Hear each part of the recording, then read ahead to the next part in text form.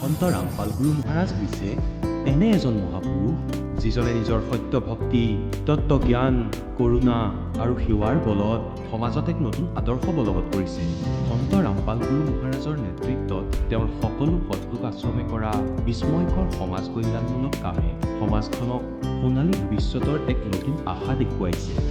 সন্ত ৰামপাল গুৰু মহাৰাজৰ পৰা নাম দীক্ষা গ্ৰহণ কৰাৰ পিছত লাখ লাখ লোকৰ কৰ্কট ৰোগ এইডছ আদি দুৰাৰোগ্য ৰোগ নিৰাময় হ'ল। সন্তজনাৰ জ্ঞানৰ পৰা অনুপ্ৰাণিত হৈ তেওঁৰ অনুগামীসকলে লাখ লাখ ইউনিট ৰক্তদান কৰে। সন্তজনাই লাখ লাখ অগ্নি কন্যাৰ যৌতুকমুক্ত বিয়াৰ আয়োজন কৰালে। সন্তজনাই লাখ লাখ মানুহক ড্ৰাগছ আসক্তিৰ পৰা মুক্ত কৰিলে। কোটি কোটি ধ্বংসপ্ৰাপ্ত পৰিয়াল শান্তিত লাগিল।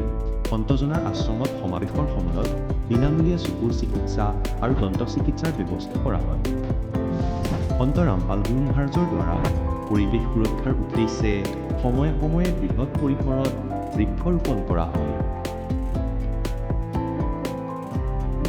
সন্তজনাই আৰ্তজনক তাৎক্ষণিক সকাহ দিবলৈ এম্বুলেন্স সেৱা আৰম্ভ কৰিছিল। সন্তজনাই তেওঁৰ অনুগামীসকলক তেওঁলোকৰ শৰীৰ দান কৰিবলৈ অনুপ্ৰাণিত কৰে, যাতে মানৱতাৰ সেৱা আৰু চিকিৎসা ক্ষেত্ৰত উন্নতি কৰিব পৰা যায়। সন্ত ৰামপাল গুৰু মহাৰাজৰ সকলো আশ্ৰমত প্ৰতিদিনে বিনামূলীয়া ধৰ্মভোজৰ আয়োজন কৰা হয়, য'ত প্ৰতিবাৰেই প্ৰতিটো জাতি প্ৰতিটো ধৰ্মৰ মানুহে একেলগে বহি ভোজন কৰে।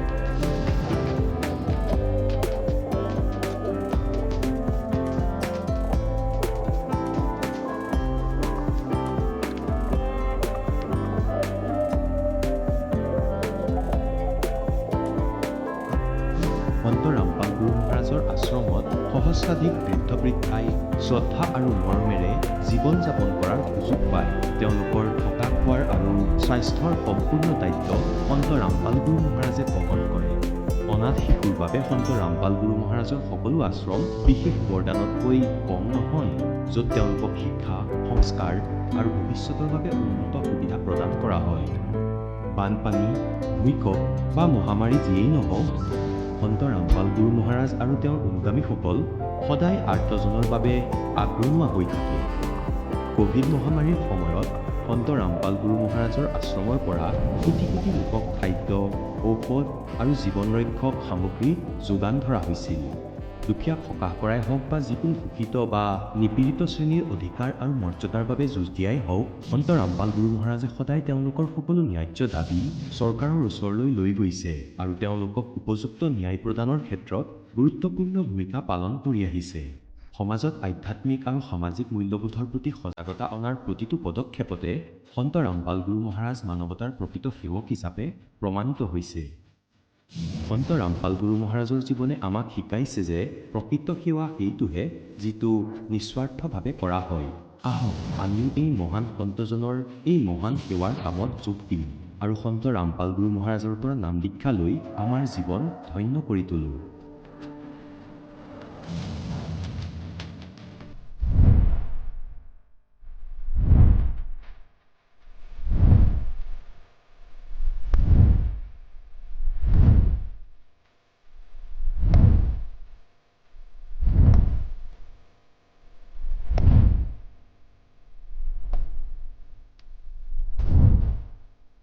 আপোনালোকক পৰিয়ালৰ সৈতে সৎলোক আশ্ৰমলৈ আন্তৰিকতাৰে আমন্ত্ৰণ জনোৱা হ'ল।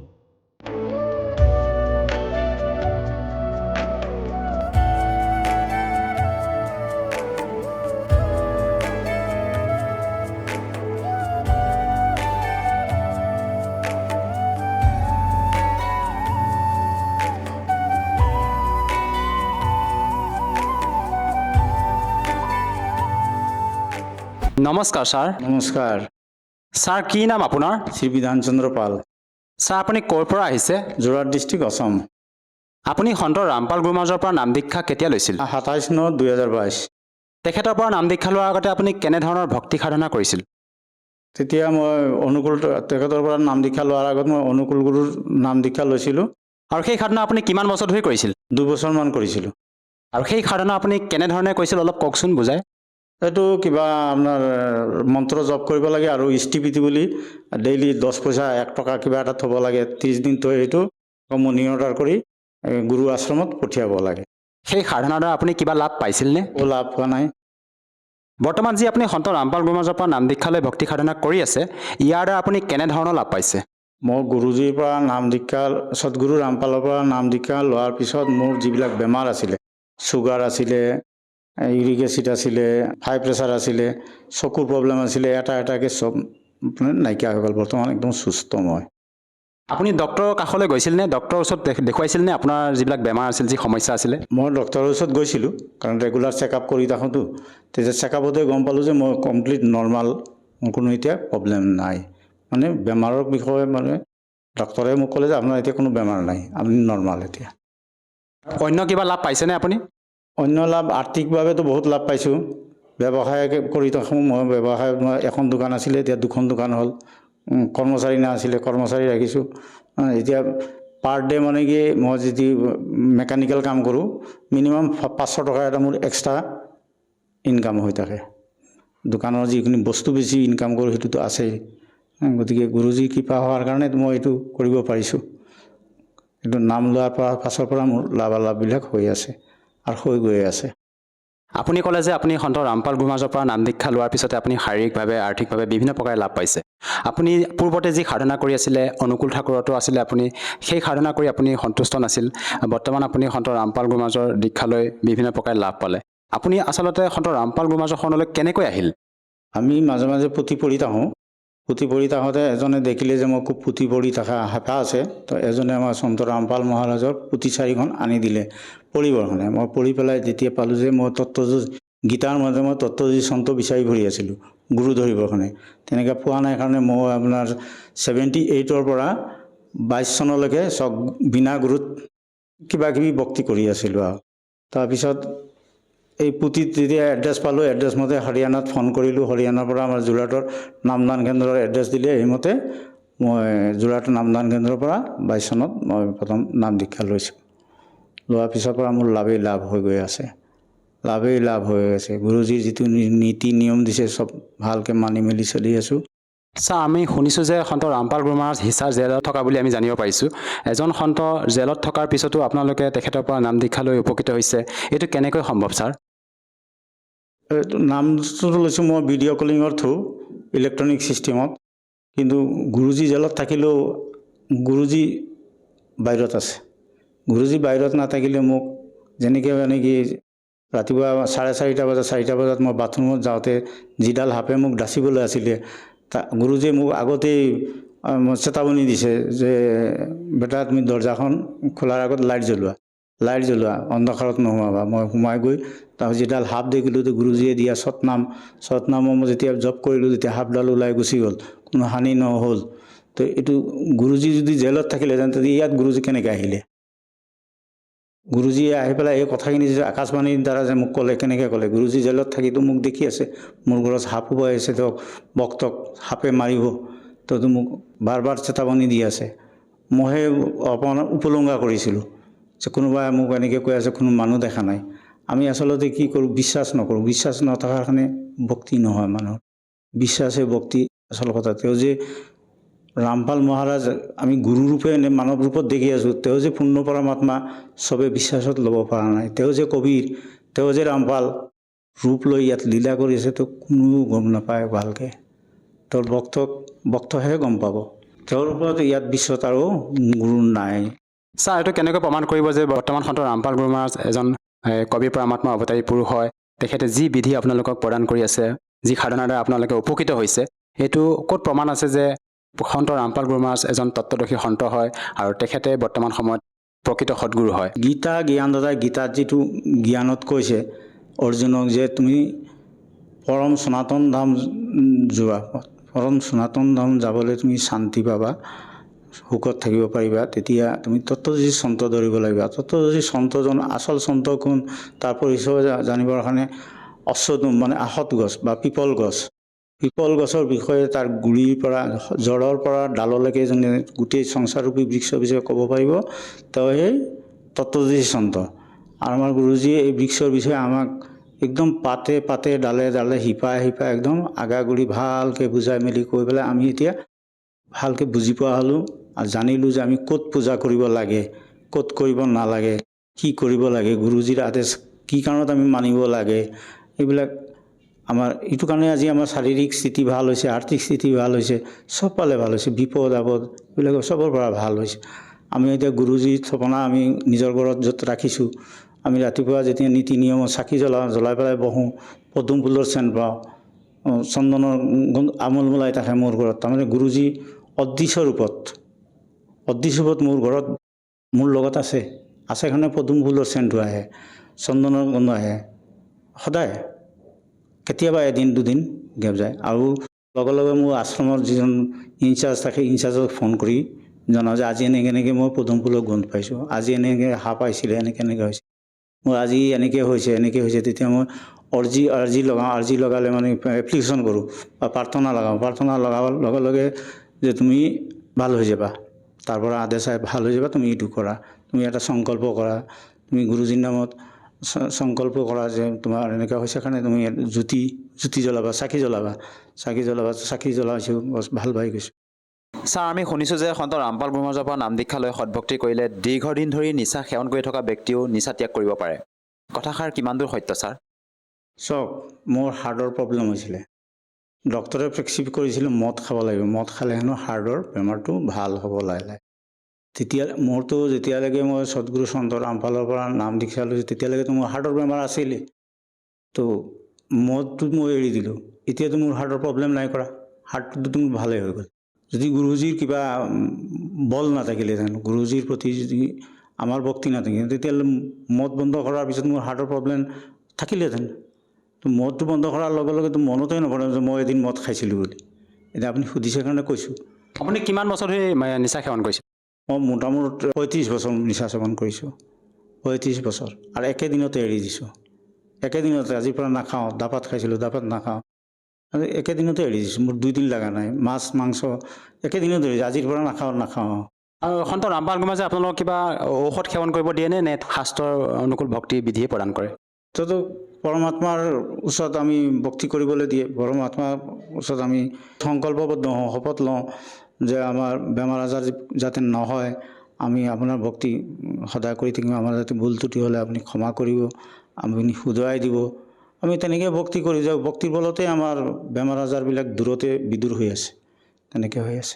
ছাৰ, আপুনি অসমৰ পৰা সন্ত ৰামপাল গুৰুমহাৰাজৰ শৰণত গৈ দীক্ষা ল'লে। তেখেতে হাৰিয়ানা প্ৰান্তৰ দিল্লীৰ নিবাসী হয়। অসমতো বিভিন্ন আধ্যাত্মিক গুৰু আছিল, সেইসকলৰ শৰণলৈ গৈও আপুনি দীক্ষা ল'ব পাৰিলে হয়। ছাৰ, কিয় আপুনি সন্ত ৰামপাল গুৰুমহাৰাজকে গুৰু হিচাপে ধাৰণ কৰিলে? মই খবৰ কৰিছিলোঁ ইয়াত, ততজী সন্ত বোলতে দীক্ষা ল'ব লাগে, গুৰু ধাৰণ কৰিব লাগে। তো দক্ষিণা কথা যিবিলাক বতাইছে, আপোনাৰ অংগবস্ত্ৰ 2 যোৰ 3 যোৰ, 1001 টকা, 1101 টকা, এনেকৈ তেতিয়া মই ভাবিলোঁ যে আমি অৱশ্য অনুকূলৰ পৰাও দীক্ষা লৈছিলোঁ তেতিয়া এনেকৈ আমাক বিচৰা নাছিলে। অনুকূলৰ দীক্ষা যিদিনাখন আমি লৈছিলোঁ, এতিয়া মনত আছে, ৰাতিপুৱা 8টা বজাত মই গা ধুই এখন লুংগি পিন্ধিছিলোঁ, তাকেও আলহী ঘৰত আছিলোঁ, লুংগি এখন পিন্ধিছিলোঁ, পিন্ধি আছিলোঁ। তেতিয়া ক'লে তুমি এই লুংগি পিন্ধি দীক্ষা লোৱা। এতিয়া মই ভাবিলোঁ যে লুংগি পিন্ধি দীক্ষা লোৱা, তাৰপিছত মোক কিবা দক্ষিণা দিয়া, এনেকৈ কোৱা নাছিলে। তাৰপিছত মই যেতিয়া গুৰুজীক ভক্তি দিব লাগে, তো গুৰুজীটো বেলেগ, অনুকূল গুৰুজীটো এতিয়া বেলেগ, আৰু দীক্ষা দিয়াজনক ঋত্বিক বুলি কয়। তো ঋত্বিকে ক'লে গুৰুজীৰ হেৰিয়াত এইখন ফটোৰ আগত তুমি ভক্তি দিয়া, দি পেলাই আৰু কিবা এটা মন যায় 1 পইচা 3 পইচা কিবা এটা দক্ষিণা দিয়া। যেতিয়া সেনেকৈ 1101 টকা, 1001 টকা অংগবস্ত্ৰ দিব লাগে, তেতিয়া মই গম পালোঁ এইচব গুৰু নহয়। এইচব গুৰুটো পিছত কি কৰিব, বছৰত আমাক 5000 টকা এটা দিব লাগিব, 3000 বান্ধি দিব, এইবিলাকতো কৰিব নোৱাৰি। সেইকাৰণে সাধাৰণ ব্ৰাহ্মণে কি কৰিছে, মোৰ যেতিয়া মা দেউতা ঢুকালে গামোচা লিখি দিছে 5খন, তো লিখা মতে আনিছোঁ, শ্ৰাদ্ধ পাতিবলৈ বহিছোঁ, তেতিয়া কয় যে আৰু 3খন লাগিব, এইটো লৈও কাজিয়া কৰিছোঁ। তেতিয়াৰ পৰা মই অলপ নাস্তিকৰ নিচিনা হৈ গ'লোঁ আৰু সেইকাৰণে মই এই অনুকূলৰ সেইটো এৰিলোঁ। যেতিয়া মই এদিন গপকৈ আকৌ গ'লোঁ, আমাৰ আৰু ভকত চকত আছিলে, আশ্ৰম এটাত গ'লোঁ, ক'লে আপুনি ইমান দিন এৰিলে। এৰাৰ মূল কাৰণ হ'ল মোৰ দেউতা এক্সপায়াৰ হোৱাতে মই তেতিয়া 1 মাহ আমাৰ মানিব লাগে, এইবিলাক কৰিব পৰা নাই। তাৰপিছত মোৰ এটা এক্সিডেণ্ট হ'ল, মই মেডিকেলত 6 মাহ থাকিলোঁ, এইবিলাক নহ'ল। তেতিয়া মই গ'লোঁ, কি ক'লে, তুমি বোলে হেৰি কৰিব লাগিব, মাথা মুণ্ডন কৰিব লাগিব আৰু ডেইলি 3 গড় পৰা 7 গড়ৰ ভিক্ষা খুজিব লাগিব তুমি ক'ব লাগিব যে মোৰ এনেকৈ হ'ল হোৱাৰ কাৰণে মোৰ নাম দীক্ষা এইবিলাকৰ এনেকৈ ঋত্বিকৰ স্থবিতি আমুক তামুক এইবিলাক কৰিব পৰা নাই আপোনালোকে মোক উদ্ধাৰ কৰক ভিক্ষা দি তো তেতিয়া দেখিলোঁ যে এইটোতো মান সন্মানৰ কথা আমি মান সন্মানটো বজাই ৰাখি সেই আমি চব কৰিব লাগিব দীক্ষা মাগি আমি ইমান ডাঙৰ কি পাপ কৰিলোঁ ফাদাৰ এক্সপায়াৰ হৈছে চোৱা আছে তো ইগৰে সিগৰৰ পানী নাখায় চোৱা থাকিলে তো তাত আমি এইটোতো কৰিব নোৱাৰোঁ কোনো পূজা পাঠ কৰিব নোৱাৰোঁ গুৰুৰ পূজা কৰাটো আৰু যেনেকৈ বিষ্ণু পূজা কৰা গুৰুৰ পূজা কৰা একেটাই পূজাই তো এইটো কৰিব নোৱাৰি আকৌ মই মেডিকেলত আছোঁ মেডিকেলত মই কেনেকৈ কৰিম তেওঁলোকে ইমান ডাঙৰ শাস্তি বিধান দিছে এইটো নহ'ব এতিয়াতো আমাৰ গুৰুজী আমি নামখণ্ড হৈছে কিবা এটা কাৰণত আমাৰ শুদ্ধিকৰণ কৰি দিয়ে আমাকতো তেনেকৈ নকয় যে মাথা মুণ্ডন কৰা হেৰি কৰা আৰু যিহেতু আমাৰ হিন্দু সমাজত প্ৰচলিত পৰম্পৰা হিচাপে আমাৰ শ্ৰাদ্ধ শ্ৰাদ্ধ এইবিলাক কৰিব লাগে আপোনালোকৰ সন্ত ৰামপাল গুৰুমাজে শ্ৰাদ্ধ শ্ৰাদ্ধ কৰিবলৈ মানা কৰে এই ক্ষেত্ৰত ছাৰ কি ক'ব বিচাৰে সন্ত ৰামপাল গুৰুমাজে এইবোৰ কিয় কৰিবলৈ মানা কৰে শ্ৰাদ্ধ বিন্দু এইবিলাকৰ প্ৰতিতো আমি অলপ বিৰোধিতা আগৰ পৰাই কৰি আহিছোঁ নিজেই আৰু এতিয়া মই খাটাং হ'লোঁ আৰু সত্য বুলি জানিলোঁ যে এইটো আমি বিৰোধিতা কৰাটো ভুল নাছিলে এতিয়া গুৰুজীয়ে যেতিয়া আমাক চব বুজাই দিলে এতিয়া আমি আৰু 10জনক ক'ব পাৰিম যে এইটো এনেকৈ হয় এইটো তেনেকৈ হয় যিটো আছে আমি গুৰুজীৰ শাস্ত্ৰমতে গুৰুজীয়ে শাস্ত্ৰত যিটো বুজাই দিছে শাস্ত্ৰত আগৰ পৰা লিখা আছে আমাৰ মানুহে আমাক লুকাইছে এইবিলাক নিজৰ ব্যৱসায় চলাবৰ কাৰণে ব্ৰাহ্মণ পণ্ডিতবিলাকে 2টা বেগ 3টা বেগ চাইকেলত ওলমাই নিয়ে তাকো জেগা নহ'লে আমাৰ ঘৰত এইটো বেগ দি থৈ আহিবা আমাৰ সেইখিনি দায়িত্ব আছিলে আৰু 1 মাহ আগৰ পৰা মানুহজন মৰাৰ লগে লগে বামুণজনক একেবাৰে চব প্ৰাৰ্থনা কৰিব লাগে আপুনি কিন্তু আমাৰ চব কৰি দিব লাগিব দেই আমি যেন মহা বিপদত পৰি গ'লোঁ আৰু যে বামুণজন যদি আমি কেনেবাকৈ অকণমান 19-20 তেওঁ নাৰাজ হৈ গ'লে হ'লেতো আমাৰ উদ্ধাৰ নহ'ব শ্ৰাদ্ধ পাতিবলৈ আমাৰ পিতা আমাৰ চব ডাঙৰ কথা এই হেৰি দিয়ে খানৰ বস্তু দিয়ে তাৰপিছত খানাৰ বস্তু দিলে কাউৰী কোনোবা আহি গ'ল তেতিয়া ব্ৰাহ্মণ যদি আগত থাকে এই তোমাৰ দেউতা এতিয়া কাউৰীৰ ৰূপত আহিলে মা দেউতা কাউৰীৰ ৰূপত আহিলে মই পূৰা বিশ্বাস কৰিছিলোঁ আনকি মোৰ তলত মোৰ বাইটো যেতিয়া ঢুকালে তেতিয়া তাৰ শ্ৰাদ্ধ দিনাখন মই আছোঁ তাত সিদিনাখন ব্ৰাহ্মণে কাম কৰি আছে সিদিনাখন কাউৰীৰ কাৰণে খানা আগবঢ়াইছে ঘৰৰ পিছফালে ডাঙৰ ল'ৰাটোৱে দিছে ব্ৰাহ্মণৰ লগত মই কৈছোঁ চাহ বোলো তাৰ নাম বিজন আছিলে মই তেতিয়া বিজন বুলি মাতোঁ চাহ তোৰ বাপেৰ বিজন বুলি সেই চাহ কাউৰীৰ ৰূপ ধাৰণ কৰি আহিলোঁ বেয়া লাগিছে বুজিছ এনেকৈ কৈছোঁ চক আমি কিমান তললৈ নামিছিলোঁ এই ব্ৰাহ্মণৰ লগ লাগি আমি এইটো মানুহ মৰিলে তাক কাউৰী বনালোঁ কুকুৰ বনালোঁ গৰু বনালোঁ আমাক কি কৰিলে আগৰ পণ্ডিতবিলাকে শাস্ত্ৰত কি প্ৰমাণ আছে ছাৰ যাৰ কাৰণে নেকি আপুনি কৈ আছে যে শ্ৰাদ্ধ শ্ৰাদ্ধ কৰিব নালাগে গীতাত প্ৰমাণ আছে গীতাৰ মতেইতো আমি শাস্ত্ৰ কৰি আছোঁ গুৰুজী গীতাত বুজাই দিছে দেখাই দিছে যে শ্ৰাদ্ধ মৃতভোজ খাব নালাগে শ্ৰাদ্ধ পিণ্ডদান কৰিব নালাগে বুট পূজা কৰিব নালাগে পিতৃ পূজা কৰিলে পিতৃ লোক যাব বুট পূজা কৰিলে বুট লোক যাব দেৱ পূজা কৰিলে দেৱ লোক যাব দেৱী পূজা কৰিলে দেৱী পূজা কৰিলে এইবিলাক যাব তো আমি সেইবিলাক কেলে কৰিম যিটো নিষেধ আছে শাস্ত্ৰত আজিৰ পৰা এইটো হাজাৰ যুগ আগৰ পৰা শাস্ত্ৰ চলি আছে সেই শাস্ত্ৰটো আমি কি কাৰণত নমনাকৈ থাকিম আমাক ভুলটো মূৰত সোমাইছে আমি ইমান দিন ভুল আছিলোঁ এতিয়া আমি দেখিছোঁ এইটো ভুল কৰি আছিলোঁ এতিয়া শুদ্ধ পাইছোঁ আমি এতিয়া শুদ্ধটো কৰিব লাগিব ন আমি শুদ্ধটো কৰিব লাগিব শুদ্ধ কৰ্ম কৰিব লাগিব তেতিয়াহে হ'ব আমি এতিয়া যদি ৰাস্তাত গৈ আছোঁ কাৰোবাক যদি অশুদ্ধ ভাষা এটা ব্যৱহাৰ কৰোঁ সিটো মোক চৰ মাৰিব ঠিক তেনেকৈ আমি ভগৱানৰ যিখিনি শুদ্ধ কৰ্ম আমি যদি নকৰোঁ তো ভগৱানেতো আমাক ফল ক'ৰ পৰা দিব ঈশ্বৰে আমাক ক'ৰ পৰা দিব ফল আমাৰতো হানি হ'ব কাৰণ আমি এতিয়া শুদ্ধ ভক্তি প্ৰাৰ্থনা কৰাৰ কাৰণে আমি শুদ্ধ শাস্ত্ৰ পাইছোঁ এতিয়া শুদ্ধ ভক্তি পূজা কৰি গৈ আছোঁ তাতে যদি কোনোবাই বাধা দিয়ে বা কোনোবাই আমাক গালিও দিয়ে আমি এইটো পৰোৱা নকৰোঁ ছাৰ আপুনি সন্ত ৰামপাল গুৰুমাজৰ পৰা নাম দীক্ষা লৈ বিভিন্ন প্ৰকাৰে লাভ পালে যিসকল দৰ্শকে আপোনাৰ টিভি স্ক্ৰীণত আজি প্ৰত্যক্ষ কৰি আছে চাই আছে সেই দৰ্শকসকলৰ ভিতৰতে কোনোবা এনেকুৱা হয়তো বহু লোক আছে যিসকলে নেকি বিভিন্ন সমস্যাত ভুগি আছে বিভিন্ন মাৰাত্মক ৰোগত আক্ৰান্ত হৈ আছে সেইসকল লোকক আপুনি উপকৃত হ'বৰ বাবে কি বাৰ্তা দিব বিচাৰে মোৰতো এটা কথা চিধাই তেওঁলোকে এই টিভিত দেখে মোবাইলবিলাকতো আছে ইউটিউবত আছে ফেচবুকতো দেখে অসমীয়া সৎসংগ হয় হিন্দীত হয় শ্ৰদ্ধা চেনেল আছে সাধনা টিভি আছে চবত আছে তাত চাই পেলাই গুৰুৰ বচনবিলাক শুনিব লাগে বাণীবিলাক শুনিব লাগে সত্যাসত্য প্ৰমাণ কৰিবৰ কাৰণে নিজৰ আজিকালি প্ৰায় মানুহৰ ঘৰত পবিত্ৰ পুথি যেনেকৈ গীতাও থাকে, অন্য পুথিও থাকে, গৰুড় পুৰাণ থাকে, শিৱ পুৰাণো থাকে, দেৱী পুৰাণো থাকে, এইবিলাকৰ লগত মিলাওক চাওক। তাৰপিছত ভক্তি কৰক।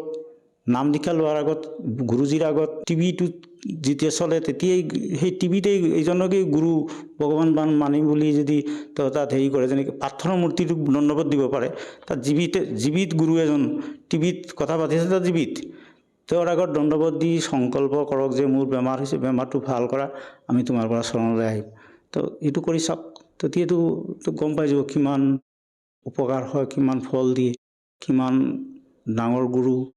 তেওঁ যে পূৰ্ণ পৰমাত্মা ৰামপালৰ ৰূপত যে এই পৃথিৱীত লীলা কৰি আছে, আৱিৰ্ভাৱ হৈ পেলাই যে লীলা কৰি আছে, তেতিয়া গম পাব। ছাৰ, যদিহে কোনো লোকে তেখেতৰ পৰা সহজভাৱে নাম দীক্ষা ল'ব বিচাৰে, কেনেকৈ ল'ব পাৰিব? সহজভাৱে নাম দীক্ষা ল'বলৈ আপোনাৰ মোবাইল বা টিভিত আপোনাৰ নাম্বাৰ এটা দিয়া আছে। এই নাম্বাৰটোৰ পৰা ফোন কৰিলে জানিব কিমান নামদান কেন্দ্ৰ ক'ত ক'ত আছে, অসমত কিমানকেইটা নামদান কেন্দ্ৰ আছে। দেৰগাঁৱত আছে, তিনিচুকীয়া আছে, নাহৰকটী আছে, জাগোনত আছে, হোজাইত আছে, চব জেগাত আছে, শিলচৰত আছে। এনেকৈ জেগা গোটেই অসমত প্ৰায় ভালেমানকেইটা নামদান কেন্দ্ৰ আছে। গোটেই বিশ্বত 500ৰ ওপৰত নামদান কেন্দ্ৰ আছে। যোনে য'ত বিচাৰে সুবিধা মতে তাত গৈ নাম ল'ব পাৰিব। আৰু ফোন নম্বৰটো তাত ওলাই থাকে। ছাৰ, তাত কিবা টকা পইচা লোৱা হয়নে? যেতিয়া আপোনালোকে সন্ত ৰামপাল গুৰু মহাৰাজৰ পৰা নাম দীক্ষা লয়, তেখেতৰ আশ্ৰমত টকা পইচা কিবা ব্যৱস্থা কৰা হয় নেকি? নাম লোৱাতেতো টকা পইচাৰ কোনো প্ৰয়োজনেই নাই, নিজে আহিব লাগে, নাম ল'ব লাগে। ধন্যবাদ থাকিল ছাৰ। ধন্যবাদ। এতিয়া জগতগুৰু তত্ত্বদৰ্শী সন্ত ৰামপাল গুৰু মহাৰাজৰ সৎসংগৰ মাধ্যমেৰে সেই অদ্বিতীয় আধ্যাত্মিক জ্ঞানৰ বিষয়ে জানি লওঁ, যাৰ মাধ্যমেৰে আপোনালোকেও প্ৰাপ্ত কৰিব পাৰিব এনেকুৱা আধ্যাত্মিক, মানসিক আৰু ভৌতিক সুখ, যি এতিয়ালৈকে কেৱল আপোনালোকে মীৰাবাই, ধ্ৰুৱ, প্ৰহ্লাদ আদি কেইজনমান ভক্তৰ জীৱন কথাতহে শুনিছে। এতিয়া শুনক তত্ত্বদৰ্শী সন্তৰ সৈতে শাস্ত্ৰ অনুকূল ভক্তি সৎসংগ, এনেকুৱা অদ্বিতীয় আধ্যাত্মিক জ্ঞান, যাৰ প্ৰমাণ আছে সকলো ধৰ্মৰ সকলো পবিত্ৰ শাস্ত্ৰত। ক'ৰ পৰা আহিছিলা তুমি? একো ঠিকনা নাই। এই শৰীৰ এৰি আকৌ কলৈ যাবা সেয়াও নাজানা। গতিকে ইয়াকে আত্মজ্ঞান বুলি কোৱা হয়। তেনেহ'লে কি কয় পৰমাত্মাই? कहाँ से आया कहाँ जावेगा, तन छूटे तब कहाँ समाओगा, आखिर तुझको कौन कहेगा, गुरु बिन आत्म ज्ञान, मन ने की कर ले 2 दिन का मेहमान। পুণ্যাত্মাসকল, আমি ইমান গভীৰভাৱে নাভাবোঁ ভগৱানৰ এই বিচাৰক। তেওঁ কি ক'ব বিচাৰিছে, এতিয়া কেনেকৈ কয় পৰমাত্মাই? যিকোনো ঠাইতে গৈ থিয় হৈ যায় কবিৰ পৰমেশ্বৰ আৰু নিজৰ স্বৰত নিজৰ অমৃত বাণীক ক'বলৈ আৰম্ভ কৰি দিয়ে। যেনেকৈ এই শব্দ আপোনালোকক শুনাই আছে এই দাসে, ইয়াত কিমান গভীৰতা ভৰি আছে। কোৱা হয়, তুমি সাংসাৰিক ব্যৱহাৰিক মানুহৰ সৈতে সম্পৰ্কত আছা আৰু তেওঁলোকে কেৱল তোমাক ব্যৱসায়ৰ ট্ৰেইনিংহে দিব পাৰে, ব্যৱহাৰিক কথাহে জনাব পাৰে, যিমানেই ভাল আত্মা নহওক কিয়। কিন্তু তোমাক গুৰু অবিহনে এই আত্মজ্ঞান কোনেও ক'ব নোৱাৰে। আখিৰ তুঝকো কৌন কহেগা, গুৰু বিন আত্ম জ্ঞান, मन ने की कर ले 2 दिन का मेहमान। এতিয়া পুণ্যাত্মাসকল, এই শব্দ গানৰ নহয়, কান্দাৰ বাবে। এতিয়া এইটো গান নহয় যেনেকৈ কাৰোবাৰ পুত্ৰ মৰি গ'ল আৰু সেই মাতৃয়ে কান্দি থাকে আৰু তেওঁ গায়ো আছে, কিন্তু তেওঁ গাই থকা নাই সেই সময়ত, তেওঁ কান্দি থাকে সেই গানৰ মাধ্যমেৰে। এনেকৈ ইয়াত পৰমাত্মাই কান্দি আছে আমাৰ বাবে যে তুমি ক'ত এই সাংসাৰিক ব্যৱহাৰিক কথাত গোটেই জীৱন নষ্ট কৰি আছা। তোমাক গুৰু অবিহনে কোনে ক'ব তুমি ক'ৰ পৰা আহিছা, তোমাৰ উদ্দেশ্য কি? আখিৰ তুঝকো কৌন কহেগা, গুৰু বিন আত্মজ্ঞান। আৰু তুমি তেওঁৰ ওচৰলৈ যোৱা নাই। আপুনি দেখিছে কিমান ব্যক্তি সৎসংগলৈ আহে আৰু বাকীসকলে নিজৰ পেটৰ বাবে দিনে ৰাতিয়ে কেৱল দৌৰা দৌৰিয়েই কৰি আছে। আৰু এইটো সৌভাগ্য যে আপোনালোকে গুৰুৰ জ্ঞান শুনিবলৈ পাইছে। এই নকলি গুৰুসকলৰ দ্বাৰা একো নহয়। পৰমাত্মাৰ আগত। এই কালে কিমান কঠিনতা সৃষ্টি কৰিলে, মিছা গুৰু পঠাই দিছে, নকলি জ্ঞান দিছে, নকলি নাম দিছে, আৰু এই নিষ্পাপ আত্মাবোৰে তেওঁক এই পৰম ধনী মানি, পূৰ্ণ গুৰু মানি চকু বন্ধ কৰি বহি আছে শ্ৰদ্ধালু। আৰু তেওঁলোকক যদি কোৱা হয় তোমালোকৰ সাধনা ভুল, তেতিয়া তেওঁলোকৰ খং উঠি যায় আৰু কাজিয়া কৰিবলৈ আৰম্ভ কৰি দিয়ে। এই সৰল আত্মাসকলে তেওঁলোককে পূৰ্ণ সন্ত মানি আছে, তেওঁলোকে কখও নাজানে। তেন্তে পুণ্যাত্মাসকল, যদি আপুনি কোনো মাৰ্গত গৈ আছে, আগলৈ যদি কোনোবাই কয় যে এইটো মাৰ্গ ঠিক নহয় আপোনাৰ, তেতিয়া বুদ্ধিমান ব্যক্তি তাত ৰৈ যাব লাগে। তেওঁৰ কথাৰ ওপৰত অলপ জোৰ দিব লাগে। কাজিয়া কৰিব নালাগে যে তুমি মিছা কিয় কৈ আছা, কিয় ভুল বুলি কৈ আছা মোৰ মাৰ্গত। কাজিয়া কৰাৰ কি কথা আছে? যদি আপোনাৰ কনফিডেন্স আছে যে মই সঠিক মাৰ্গত গৈ আছো, তেনেহ'লে যাওক আগলৈ। যি ক'লে আপোনাক যে এই ৰাস্তাটো ঠিক নহয়, তেতিয়া তেওঁৰ সৈতে কাজিয়া কৰিব নালাগে। কোনেও নকৰে এনেকুৱা। তেওঁ বিচাৰ কৰে যে সঁচাকৈ এই মানুহজনে এনেকৈ কিয় ক'লে, বিচাৰ কৰোঁ, কাৰণ সোধা। তেওঁ কাৰণ ক'লে যদি সেইটো বিশ্বাস নহয়, তেনেহ'লে বেলেগক সোধা, তৃতীয়জনক সোধা। আৰু যদি ফাইনেল হৈ যায়, তেতিয়াহ'লে সেই মাৰ্গত যাব লাগে। আৰু ইয়াত এইটোৱেই বুদ্ধিমতা হয়। তেন্তে পুণ্যাত্মাসকল এইটা সেয়ে বাৰে বাৰে কৈ আছে যে নাই ৰাধা স্বামী পন্থ, নাই ধন ধন সদগুৰু পন্থ, জয় গুৰুদেৱ পন্থসকলৰ ওচৰত মুক্তিৰ মাৰ্গ নাই। এয়া জীৱন নাশক হয় একেবাৰে। এওঁলোকৰ নামো ভুল, এওঁলোকৰ জ্ঞানো ভুল। আৰু এওঁলোকৰ প্ৰৱৰ্তক যি আপোনালোকক দেখুৱাই দিছো, যে শিৱদয়ালজীৰ কেনে দুৰ্গতি হৈ মৰিলে। শিৱদয়ালজীৰ মৃত্যুৰ পাছত তেওঁ ভূত হৈ গ'ল।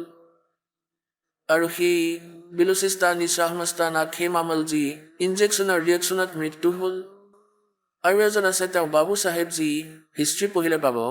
তেওঁ কিমান দিন কষ্ট ভুগি ভুগি মৰিছে। এতিয়া কি কয়? परमात्मा कहते संशय शोक सराय में सूतक दिन राती और जीवित जग में जूती पड़े फिर जम तोड़े छाती। ইয়াতেই জন্ম মৃত্যু হ'ব এই সংসাৰত। তেওঁ ভূত হৈ বুকিত সোমাই গৈছে আৰু আগলৈ কৈছে জম তোৰে ছাতি, জমৰ দুটে বুকু ভাগিব। দাসে বাৰে বাৰে কৈ আছে যে না ৰাধা স্বামী পন্থ, না ধন ধন সদগুৰু জয় গুৰুদেৱ পন্থীসকলৰ তাত মুক্তিৰ মাৰ্গ নাই। এইবোৰ জীৱন নাশক হয়। এওঁলোকৰ নামো ভুল, এওঁলোকৰ জ্ঞানো ভুল। এওঁলোকৰ প্ৰৱৰ্তকক আপোনালোকক দেখুৱাইছো যে শিৱদয়ালজীৰ কি দুৰ্গতি হৈ মৃত্যু হ'ল। শিৱদয়ালজীৰ মৃত্যুৰ পিছত তেওঁ ভূত হৈ গ'ল। আৰু সেই বিলুচিস্তানী শ্বাহমস্তানা খেমামলজীৰ ইনজেকশ্যন ৰিয়েকশ্যনৰ ফলত মৃত্যু হৈছিল। আৰু সিফালে এওঁলোকৰ এই বাবুজী চাহেব, তেওঁৰ হিষ্ট্ৰী পঢ়ি লোৱা, তেওঁৰ কিমান দিন ভুগি ভুগি মৃত্যু হ'ল।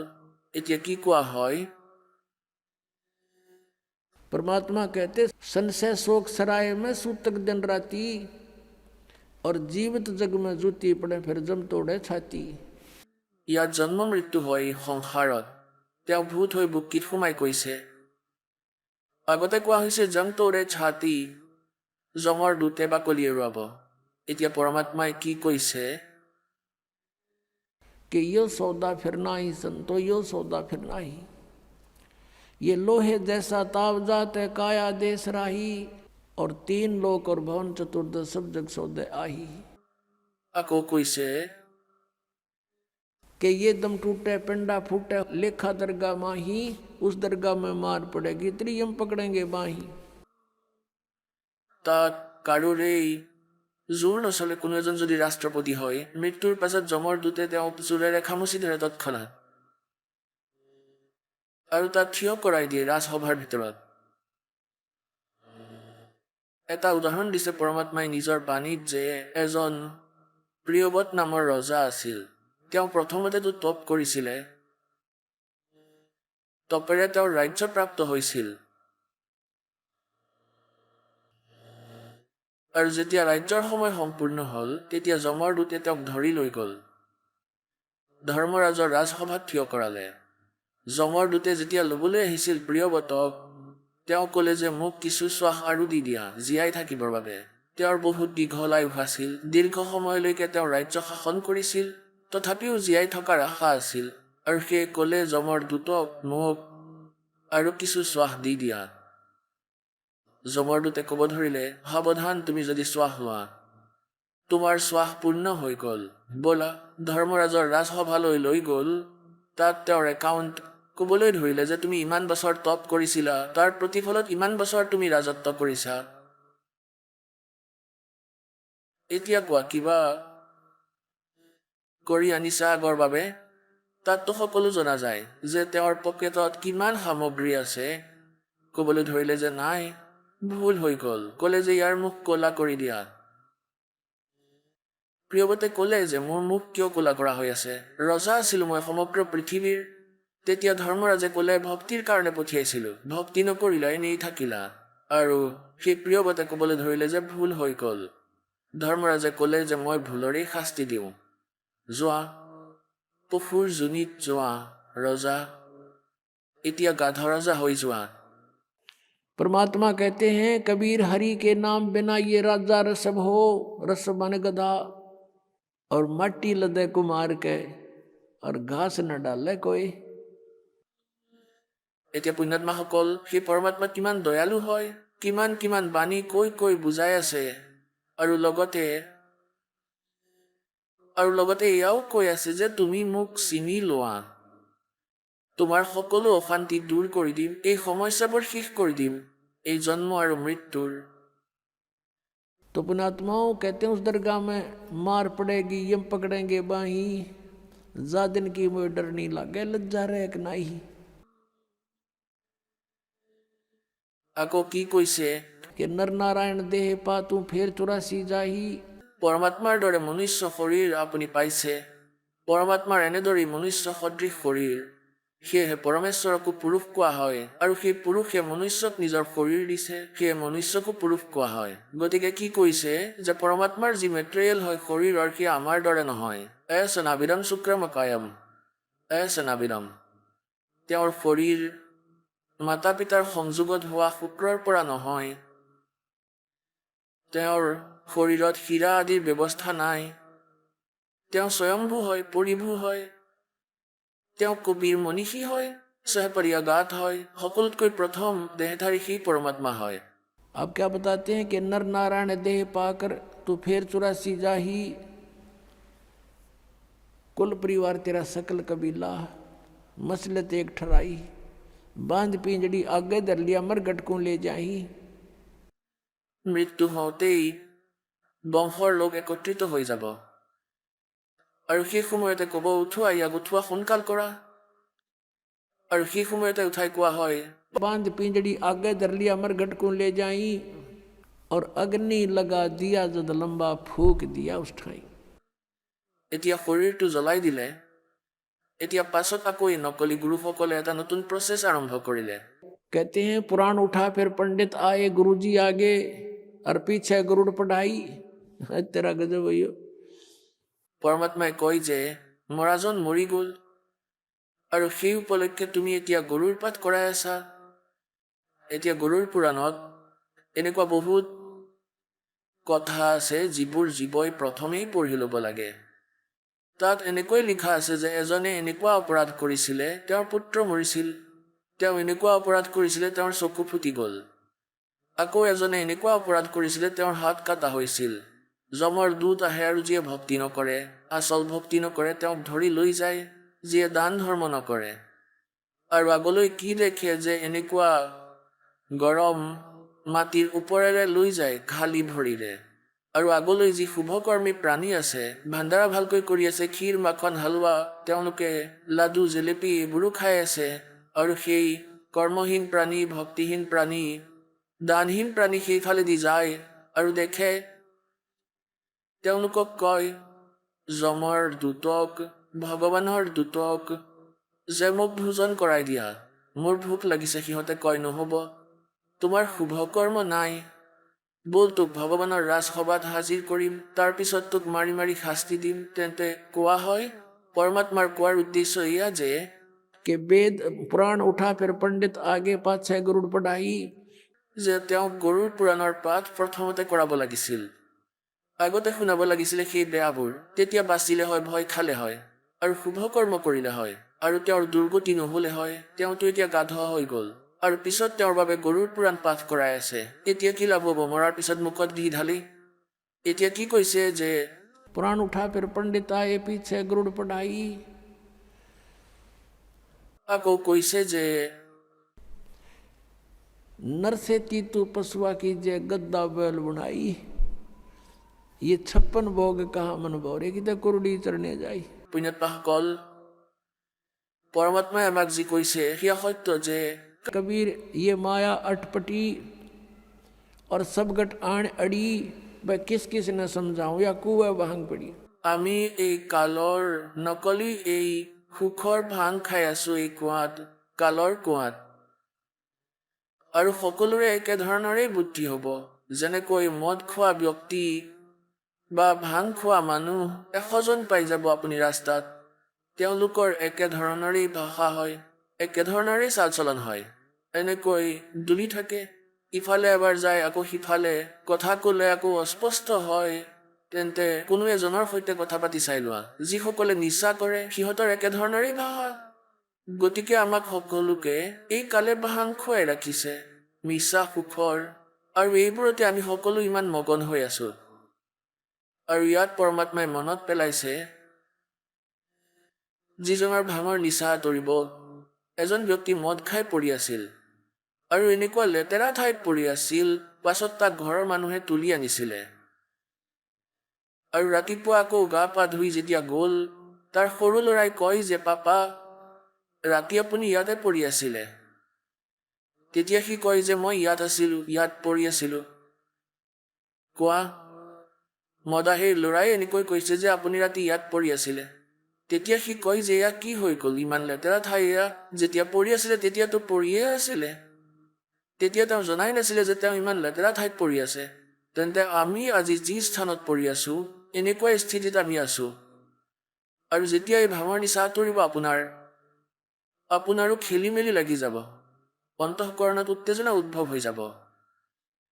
এতিয়া কি হয়, এই কালেতো আমাক সাংঘাতিকভাৱে বন্দী কৰি ৰাখিছে। পুণ্যাত্মাসকলে এয়া সঁচা বুলি মানি লোৱা। প্ৰথমতেতো দুখত পীড়িত ৰাখিছিলে, আৰু এতিয়া পৰমাত্মাৰ দুৱাৰলৈ আহিলে আপোনাৰ সুখ হ'ব। আৰু সুখৰ পিছত আপুনি এনেকৈ ভাবিব যে ঠিক কাম চলি আছে, তাৰপিছত কেইদিনমানতে আকৌ পাহৰিব ধৰিব। গতিকে ইয়াৰ বাবে পৰমাত্মাই কৈছে सुख के माथे पत्थर पड़ो, नाम हृदय से जावे, बलिहारी उस दुख के जो पल पल नाम रटावे। এতিয়া কবিৰ চাহেবে কৈছে যে আপোনালোকে এই ধাৰণা বনাব লাগিব যে জুই লাগক এনেকুৱা সুখক যিয়ে ভগৱানৰ পৰা আঁতৰ কৰে। সেয়ে ভগৱান এনেকুৱা সুখো নিদিব যাৰ ফলত আপোনাক পাহৰি যাওঁ। এনেকুৱা দুখ দিব পৰমাত্মা, ধন্য সেই দুখ যিয়ে আপোনালৈ মনত পেলায়। আপোনাৰ ওপৰত কষ্ট আহি পৰিছে, আপুনি সকলো ঠাইত ট্ৰাই কৰিছে, উপকৃত হোৱা নাই। আপুনি ইয়াতো ট্ৰাই কৰিবলৈ আহিছে কিছুতো, আৰু ইয়াত এই বিষয়টো ঠিক হ'ব যেতিয়া মনত আপুনি অন্তৰৰ পৰা ভক্তি কৰিছে, নাম লৈ লৈছে, মৰ্যাদা ৰাখিব লাগিব। গতিকে এতিয়া আপোনাৰ এই সুখ হ'বই হ'ব। কিন্তু এই সুখতে সীমিত নাথাকিব। ইয়ালৈ অহা সকলক এয়া সচেতন কৰা হয় যে বৰৱালা আশ্ৰমলৈ আহিলে আপোনাৰ দুখ নিবাৰণ হ'ব। কেৱল এই উদ্দেশ্যে নাহিব, ইয়ালৈ এই উদ্দেশ্যলৈ আহিব যে আপুনি জন্ম মৃত্যুৰ কবলৰ পৰা বাচিব লাগিব। ইয়াৰ লগত এয়াতো আপোনাক ফ্ৰী অফ কষ্ট ৰূপত দিয়া হয়। এনেই এয়া যি সাংসাৰিক সুখ হয় আপোনাৰ কষ্ট নিবাৰণৰ বাবে, এনেই ফ্ৰী দিয়া হয়। আমাৰ বিজনেছ নহয়, এয়া আমাৰ উদ্দেশ্য নহয়। এতিয়া যেনেকৈ আগৰ দিনত গাঁৱত কোনোৱে এই পাচলি বেচিবলৈ আহে আৰু কোনোবাই ফল মূল বেচিবলৈ আহে, তেতিয়া আমাৰ আইতাই কেনেদৰে দৰদাম কৰিছিলে। সেই সময়ত এনেকৈ কিনা বেচা হৈছিল, যেনেকৈ ঘেঁহুৰ বস্তা ভৰাই লৈ গ'ল আৰু তেওঁৰ পাল্লাত ঢালি দিলে, আৰু তেওঁক পাল্লাত কোনোবাই দুবাৰ কোনোবাই 1.5 বাৰ এনেকৈ, ইয়াৰ সলনি 2 বাৰ তেনেকৈ শাক পাচলি তুলি দিলে ঘেঁহুৰ বিনিময়ত। তেওঁতো লৈ ল'লে যি ল'বলগীয়া আছিলে।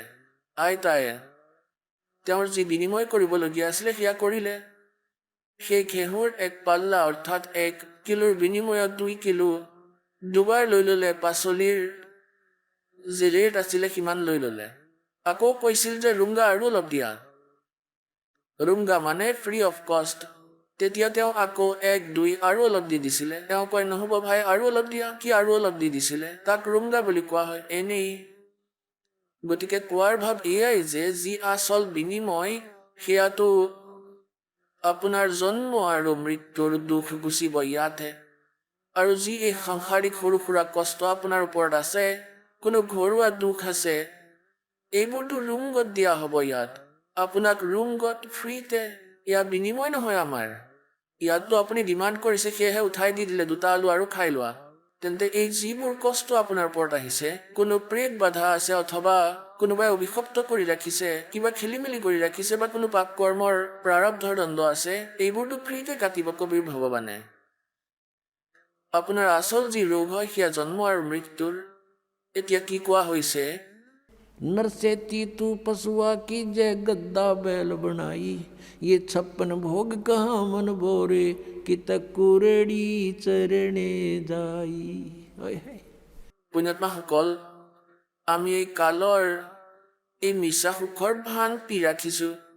আমাৰ আজি বিশ্বাস নহয় যে আমি গাধও হ'ম আৰু আমি কুকুৰ গাধ গাহৰি হ'ম, আৰু সেই আহাৰ কৰিম যি কুকুৰ গাধ গাহৰিয়ে বৰ্তমান কৰি আছে। আৰু ইয়াৰ বাবে মনত পেলোৱা হয়, सुखदेव ने 84 भुगती बना पजावे खरवो, तेरी क्या बुनियाद पुरानी, तू पेंडा पंथ पकड़वो। কোৱা হৈছে সুখদেৱৰ দৰে ঋষিয়ে 84 লাখ প্ৰাণীৰ দেহৰ কষ্ট ভোগ কৰিবলগীয়া হৈছিল। सुखदेव ने 84 भुगती बना पजावे खरवो, और तेरी क्या बुनियाद पुरानी, तू पेंडा पंथ पकड़वो। যে সুখদেৱনে 84 ভুক্তি গাধ হৈ গ'ল পাজাৱে। পাজাৱে মানে হৈছে, পজাৱা হৈছে আগতে যেনেকৈ কুমাৰে লগাইছিল, তাত ইটা বনাইছিলে, আৰু ইটা বনোৱাৰ পিছত যি ছাই থাকিছিলে তাৰ ওপৰতেই আৰু লগাই দিছিলে। তাত ক'তো পেলোৱাৰ ঠাই নাছিল, তাৰ ওপৰতেই আকৌ পিছৰ বছৰ লগাই লৈছিলে, আকৌ 3য় বছৰটো। ফলত বহুত ওখ তিলা হৈ পৰিছিল, আৰু গাধত তলৰ পৰা কেঁচা ইটা ৰাখিছিলে তাৰ কঁকালৰ মোনাত, আৰু তলৰ পৰা কেঁচা ইটা লৈ গৈছিলে। কেঁচা নমাইছিলে আৰু পকাটো তৎক্ষণাত উঠাই দিছিলে, আৰু এচাৰিৰে মাৰি তললৈ ধাক্কা দি দিছিলে। 1 ছেকেণ্ডৰো তাৰ ওচৰত ৰোৱাৰ সময় নাই। তলৰ পৰাও ভৰাই পঠিওৱা হয়, ওপৰৰ পৰাও আকৌ ভৰাই পঠিয়াই। শেষত কঁকাল ভাঙি যায় গাধটোৰ। আৰু আবেলি খাদ্য খাবৰ বাবে কোৱা হৈছিলে কুৰ্দিত, অৰ্থাৎ বাহিৰত পথাৰত। তাত খাইছিলে আৰু বাহিৰতে চৰি আহিছিলে, আৰু সেৱা কুমাৰৰ কৰিছিলে। পাছত ভঙা কঁকালত ঘাঁ লাগি যায়, আৰু সেইবোৰ কাউৰীয়ে খুচৰে। সেই ঘাঁৰ ওপৰতেই কুমাৰে আহি পেলাই আকৌ মোনা ৰাখি দিয়ে, আৰু ইটা ভৰাই লগে লগে তাক আকৌ ষ্টাৰ্ট কৰি দিয়ে আচাৰি লৈ। এতিয়া চাওক পুণ্যাত্মাসকল, আমাৰ শৰীৰ ইয়াত কিবা কাৰণত যদি ইয়াৰ কোনো ছাল এৰাই যায়, আৰু তাৰ ওপৰত যদি কিবা কাৰণত কাপোৰো লাগি যায়, কাপোৰ লগে লগে আমাৰ চকু পানী ওলায়, ইমান যন্ত্ৰণা হয়। আৰু আজি সেই প্ৰবল প্ৰতাপী যেতিয়া ৰজা হৈ আছিল, ভক্তি কৰা নাই, সৎ সাধনা কৰা নাছিলে, আজি গাধ হৈ আছে। কঁকাল ভঙা, ওপৰত মোনা, আৰু মোনাৰ ভিতৰত কোৰ চেণ্ড, অৰ্থাৎ সেই খোৰা ইটাৰ যি বালি, সেয়াও ঘাতে আহি পৰে, আৰু তাৰোপৰি ওপৰত ইটাৰ ঘহনি খাই এনেকৈ খোজকাঢ়োতে, আৰু তাৰ চকু পানী বৈ আহে, কিন্তু সি একো কৰিব নোৱাৰে, সি বিবশ। এতিয়া পুণ্যাত্মাসকল, প্ৰথমতে ময়ো এনেকৈয়ে আছিলোঁ। এতিয়া পৰমাত্মাৰ দয়াৰে আত্মা নিৰ্মল হৈছে। এই কথাবোৰ মনত পৰিলে শৰীৰ কঁপি উঠে। আৰু এয়া এবাৰ নহয়, অসংখ্যবাৰ। এবাৰ নহয়, অসংখ্যবাৰ এই কষ্ট উঠাইছোঁ মই। এতিয়া পুণ্যাত্মাসকল, আপোনালোকৰ কিমান ৰেহাই হ'বলৈ গৈ আছে, কিমান লাভ হ'বলৈ গৈ আছে, আপুনি বুজিব নোৱাৰিব। আৰু আমি কিমান কষ্ট ভোগ কৰিলোঁ অসংখ্যবাৰ। এয়াতো এবাৰৰ, গাধৰ এদিনৰ কথা কোৱা হৈছে। এই কষ্ট এদিনৰ, এনেকুৱা হয়। আৰু এটা গাধৰ জীৱন কিমান হয়? अब इसलिए बताते हैं सतगुरु के उपदेश का, जय सतगुरु की संगत करते सकल कर्म कट जाई, अमरपुरी पर आसन होते जहाँ धूप ना छाई। যদি সৎগুৰুৰ সংগ কৰি লৈ শৰণলৈ আহি যায়, এই নকলি সৎগুৰুসকলৰ কোনো কাম নাহিল হয়। সেয়ে কোৱা হয়, এয়া কেনে দুখ আপোনাৰ হৈ আছে, কি প্ৰকাৰে বাইপাছ উলিয়াব এই সন্তই। এতিয়া কিমান দুখ হয় প্ৰাণীৰ ওপৰত। আধ্যাত্মিক মাৰ্গক আধ্যাত্মিক ঘটনাৰে তুলনা কৰা হয়। কাৰোবাৰ কোৱা মাত্ৰই নহয়, আপোনালোকক দেখুৱাই আছো ইতিহাস। এজন পুণ্য আত্মাৰ তেওঁৰ ওপৰত কিমান আপদ আহিছিলে, আৰু যি ধন আপোনাৰ প্ৰাপ্ত হ'বলৈ গৈ আছে, যি জ্ঞান, ভক্তি আৰু বিধান আপুনি পাবলৈ গৈ আছে, তাৰ দ্বাৰা আপোনাৰ কিমান বেনিফিট হ'ব, কিমান ৰেহাই পাব। अब परमात्मा कहते हैं धर्मदास तो ये लाख दुहाई और ये सार शब्द की दबार न जाई। আজিলৈকে যি পৰমাত্মাই এই তত্ত্ব জ্ঞানক, এই তত্ত্ব নামক, হাৰ নামক এই আচল মন্ত্ৰক লুকুৱাই ৰাখিছিলে, কিয়নো সত্যযুগ ত্ৰেতা আৰু দ্বাপৰত এই প্ৰাণীসকল দুখী হোৱা নাছিলে, আৰু পূৰ্বৰ পুণ্যকৰ্ম এওঁলোকৰ বহুত আছিলে, যি কাৰণত যিবোৰ সাধনা তেওঁলোকে কৰিছিলে তাতেই তেওঁলোক সুখী আছিলে। তেওঁলোকে এয়া ভাবিছিলে, মোৰ এই সাধনাৰে সুখ প্ৰাপ্ত হৈছে। সেইকাৰণে সত্যযুগ ত্ৰেতা আৰু দ্বাপৰত পৰমাত্মাই কালক ৰেহাই দি দিছিলে, যি তেওঁ প্ৰাৰ্থনা কৰি বিচাৰিছিলে, আৰু কৈ দিছিলে যে ঠিক আছে ভাই, 3 যুগত মই প্ৰাণী লৈ নাযাওঁ, আৰু 4ৰ্থ যুগ কলিযুগত মই লৈ যাম। তেন্তে কলিযুগৰ প্ৰথমৰ কোনো ইতিহাস দেখুৱাই দিয়া, কোনো মুছলমান বেলেগ হ'ল, কোনো ইছাই বেলেগ হ'ল, বা কোনো জৈন বেলেগ হ'ল।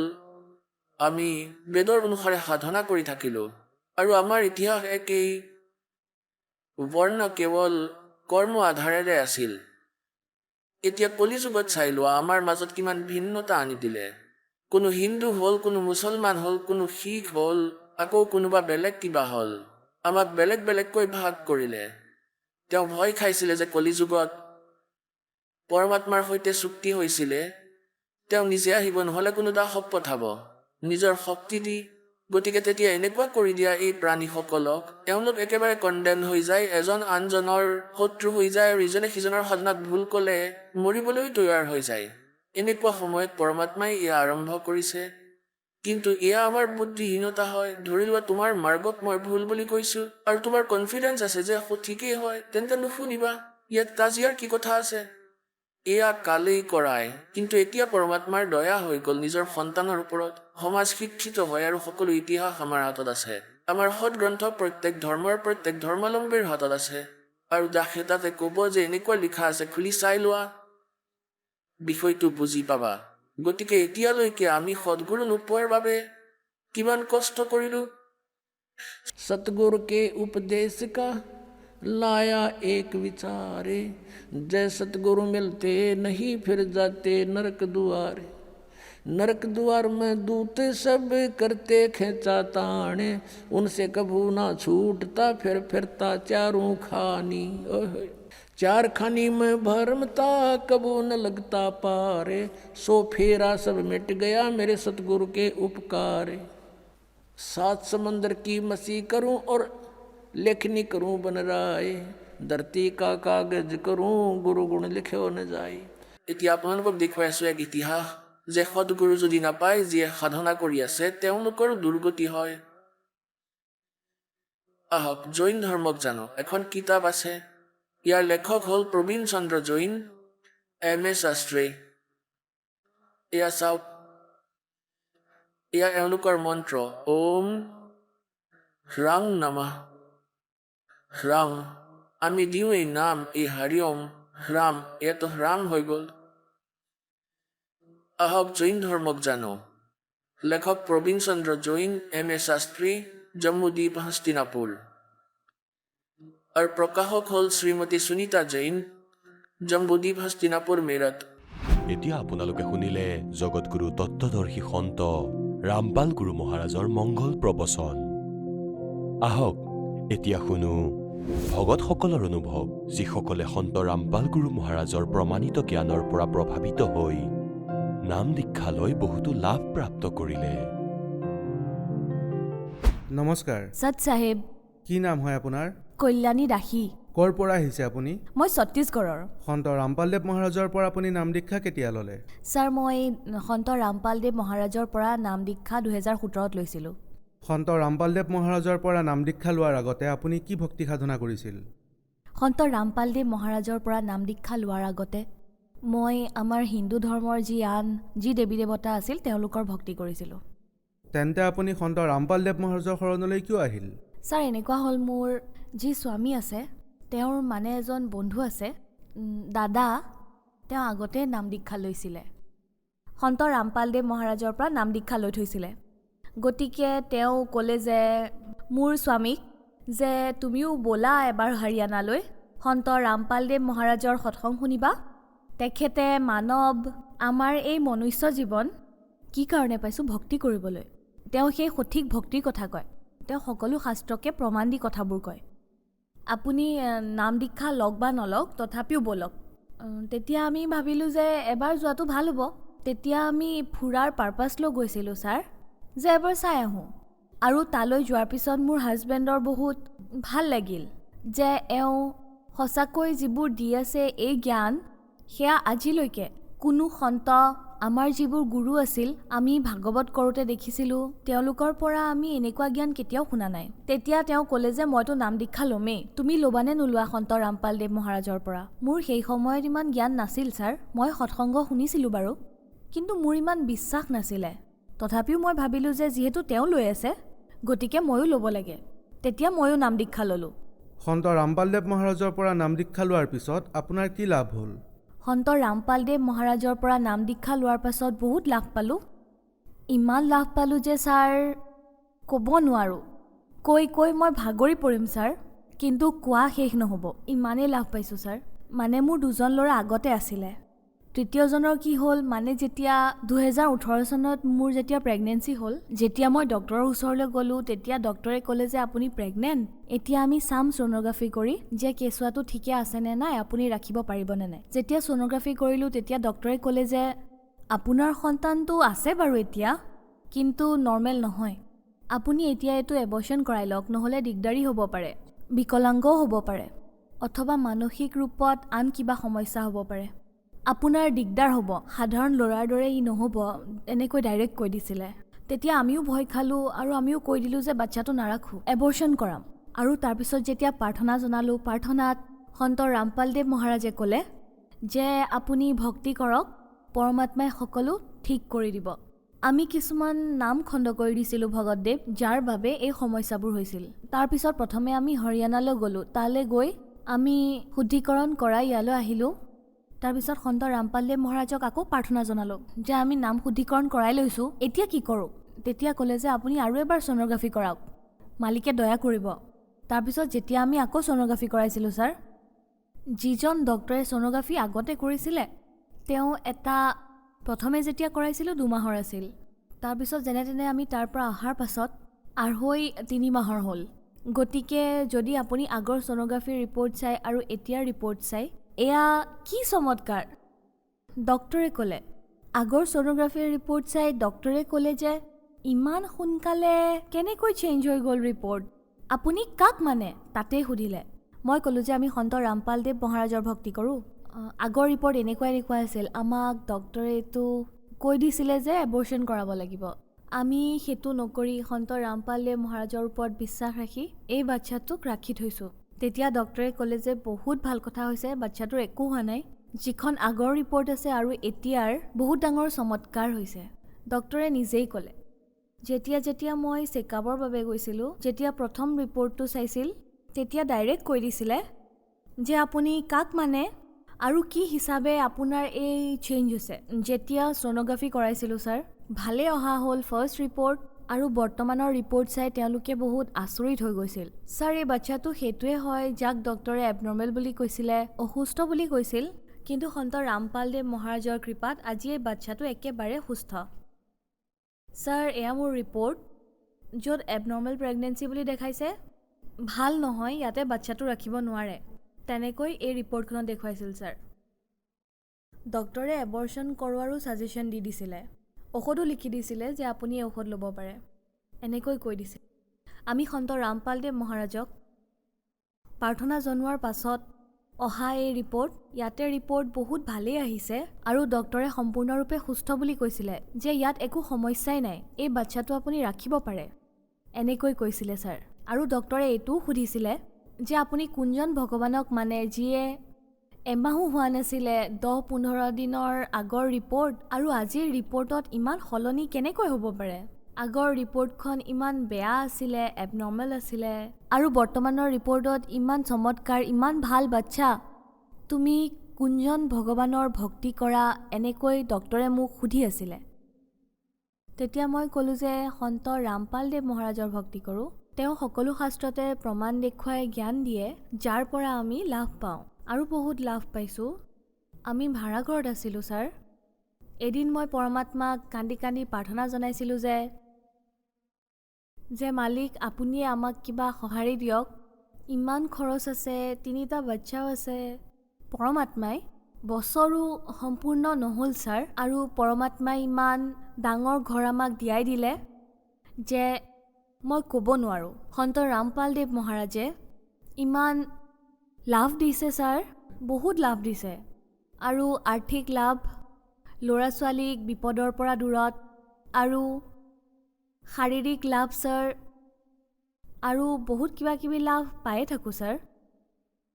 আৰু মোৰ এই লাভ দেখি ছাৰ, আমাৰ শাহুমা আৰু শহুৰ দেউতা যি আছে, এই সকলোবোৰ চমৎকাৰ দেখি ছাৰ বহুত সুখী হ'ল, আৰু সৎসংগ শুনি শুনি তেওঁলোকেও বহুত ভাল পালে যে সঁচাকৈয়ে তেওঁ যি জ্ঞান দি আছে সেয়া শাস্ত্ৰ অনুকূল। গতিকে তেওঁলোকেও নাম দীক্ষা লৈ আছে ছাৰ, আৰু বহুত ভালদৰে ভক্তি কৰি আছে।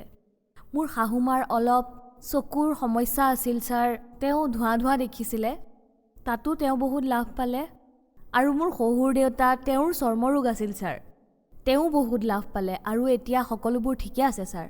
সন্ত ৰামপালদেৱ মহাৰাজৰ পৰা নাম দীক্ষা লোৱাৰ পিছত আপুনি বহুত লাভ পালে। ইয়াতে এটা প্ৰশ্ন উঠে, ডক্টৰে আপোনাক কৈছিলে যে আপুনি এবচন কৰিব লাগিব, আপোনাক ঔষধ আৰু অপাৰেশ্যনৰ তাৰিখো দি দিলে, কিন্তু আপুনি সন্ত ৰামপালদেৱ মহাৰাজৰ পৰা নাম দীক্ষা ল'লে আৰু আপুনি ঠিক হৈ গ'ল, আৰু সেই কেঁচুৱাটো এতিয়া 3 বছৰ হ'ল। আপুনি নিগেটিভ ৰিপৰ্টো দেখাইছে আৰু পজিটিভ ৰিপৰ্টো দেখাইছে। তেন্তে কেনেকৈ সম্ভৱ হৈ উঠিছে যে য'ত মেডিকেল চায়েন্স ফেইল হৈ আছে, তাতে সন্ত ৰামপালদেৱ মহাৰাজে বেমাৰবোৰ ঠিক কৰি আছে? ছাৰ, সন্ত ৰামপালদেৱ মহাৰাজে আমাক সঠিক ভক্তি দি আছে ছাৰ, কিন্তু আন গুৰুসকলে নিজৰ মনৰ মতে ভক্তি সাধনাৰ কথা কয়, কিন্তু সন্ত ৰামপালদেৱ মহাৰাজে আমাক শাস্ত্ৰ অনুসৰি ভক্তিৰ কথা কয়, আৰু ইয়াৰ পৰাই আমাৰ লাভ হয় ছাৰ। এই মেডিচিনক বাৰু গুৰুত্বপূৰ্ণ বস্তু বুলি মানো আমি ছাৰ, কিন্তু তাতকৈ ডাঙৰ আমাৰ পৰমাত্মা হয় ছাৰ। সেই হিচাপে আমাক সন্ত ৰামপালদেৱ মহাৰাজে সকলো শাস্ত্ৰৰ হিচাপত ভক্তিৰ কথা কৈ আছে, আৰু সঠিক ভক্তিৰ কাৰণেই আমি লাভ পাওঁ ছাৰ। যিসকল দৰ্শকে আপোনাক আজি টিভিত চাই আছে, বিশেষকৈ মহিলাবোৰে, সেইসকলক আপুনি কি ক'ব বিচাৰে? মই সকলো ভাই ভনীক এইটোৱে প্ৰাৰ্থনা জনাওঁ যে আপোনালোকে মনুষ্য জীৱন পাইছে, গতিকে আপোনালোকে ভক্তি কৰক আৰু লাভ লওক। এই সৎসংগ সন্ত ৰামপালদেৱ মহাৰাজৰ চেনেলত আহে, আৰু তাত যি হালধীয়া শাৰী আহে তাৰে তলত নাম্বাৰ দিয়া থাকে কিছুমান, তাতে আপুনি কণ্টেক্ট কৰক, আৰু কণ্টেক্ট কৰি যি ঠায়ে ঠায়ে নামদান কেন্দ্ৰ আছে, তাত আপোনালোকে সন্ত ৰামপালদেৱ মহাৰাজৰ পৰা নাম দীক্ষা ল'ব পাৰে। ধন্যবাদ। সৎ চাহেব।